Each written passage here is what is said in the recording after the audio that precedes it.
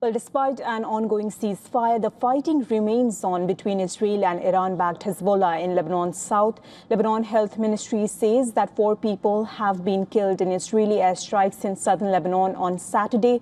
The ministry had earlier announced that Israeli strikes on southern Lebanon killed 6 people and injured 2 the previous day.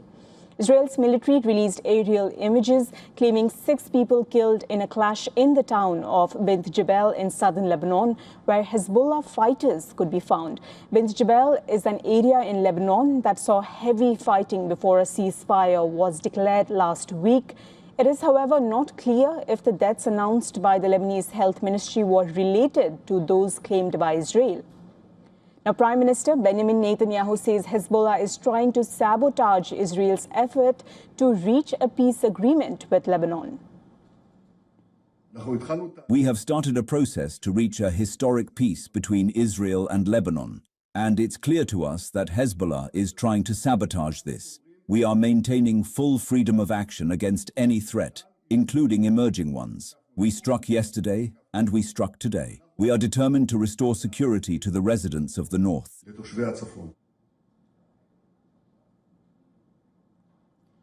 Well, Israeli tanks and troops could be seen moving across its border with Lebanon on Saturday as fighting continues in the region despite an extension of ceasefire.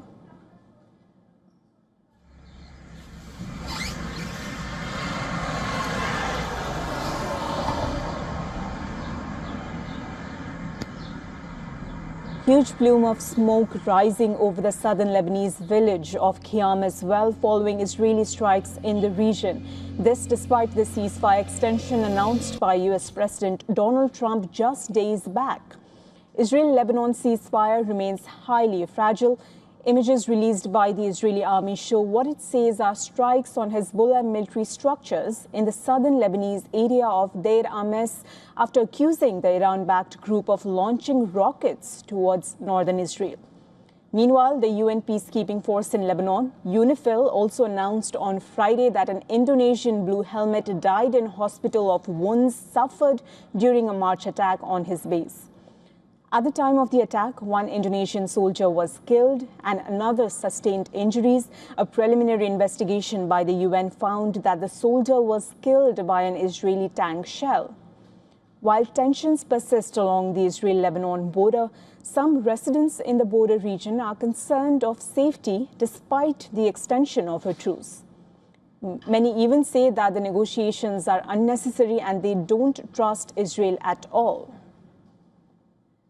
We left Aita when the war in Gaza began.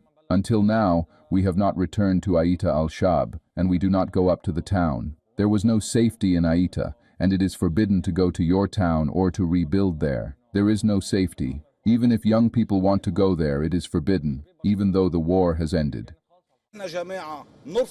We reject peace. We reject any form of normalization with Israel. We reject any lawmaker, minister, or president who sits down with or meets them, and we reject any delegation that meets with them.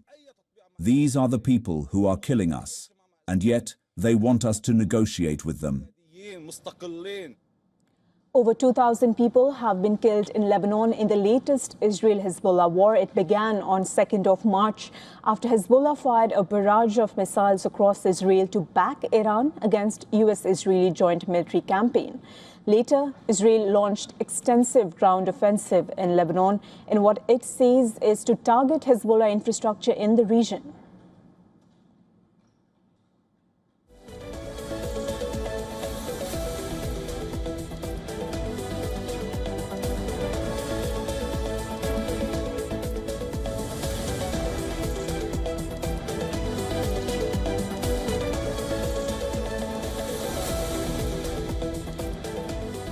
For all the latest news, download the WION app and subscribe to our YouTube channel.